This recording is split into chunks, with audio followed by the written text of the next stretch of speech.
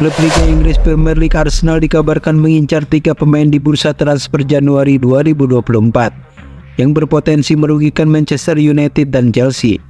Melansir dari Cogata Offside, Arsenal sedang mengincar 3 pemain baru di Januari 2024 untuk menggantikan posisi Jurgen Timber yang cedera. Ketiga pemain tersebut antara lain Marc Guehi dari Crystal Palace, Alexander Benfica, dan Victor Nelson Galatasaray. Marc Guehi selama bursa transfer musim panas yang lalu menjadi rebutan antara Arsenal, Manchester United, dan Chelsea. Namun karena tidak ada pihak yang bisa memenuhi tuntutan Palace setinggi 60 juta pound sterling, maka sang bek tengah masih tetap bersama klubnya.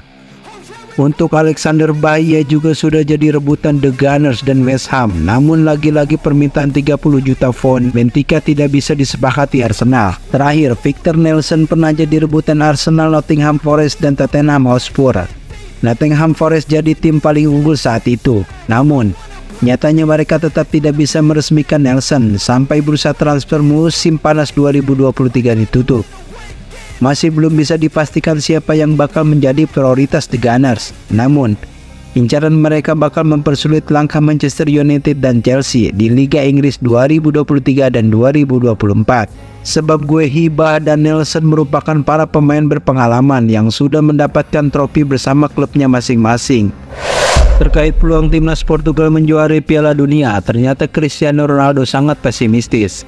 Cristiano Ronaldo jadi bintang dalam video promosi Binance, perusahaan kripto asal Cina. Iklan kali ini cukup menantang bagi CR7 karena dirinya harus menjawab sejumlah pertanyaan sambil dipasang alat pendeteksi kebohongan. Dari setiap jawaban, lie detector akan bekerja dengan melihat denyut nadi dan detak jantung Ronaldo.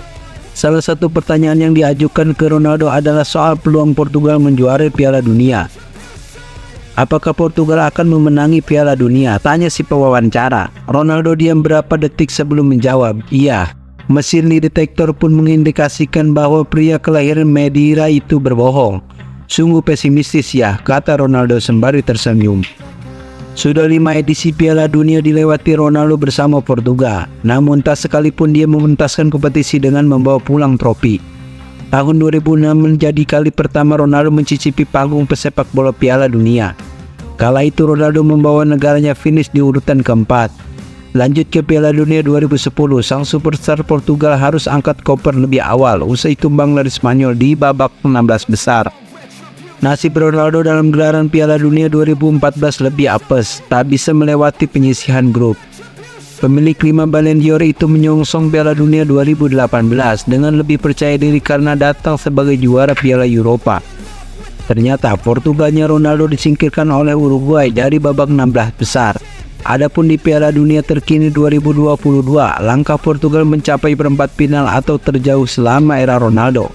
Turnamen di Qatar tersebut menjadi tarian terakhir Ronaldo mengingat usianya sudah 38 tahun.